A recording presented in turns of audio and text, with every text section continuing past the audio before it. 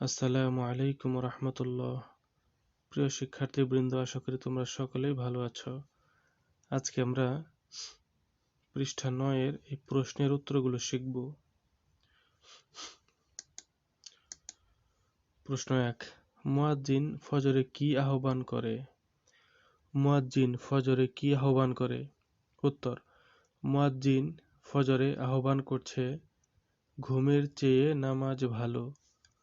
ঘুমের চেয়ে নামাজ ভালো। মুয়াজ্জিন ফজরে আহ্বান করছে ঘুমের চেয়ে নামাজ ভালো। প্রশ্ন 2, আল্লাহর চেয়ে বড় কেউ আছে কি? আল্লাহর চেয়ে বড় কেউ আছে কি? উত্তর, আল্লাহর চেয়ে বড় কেউ নাই। আল্লাহর চেয়ে বড় কেউ নাই। প্রশ্ন 3, সবকিছুর মালিক কে? সবকিছুর মালিক কে?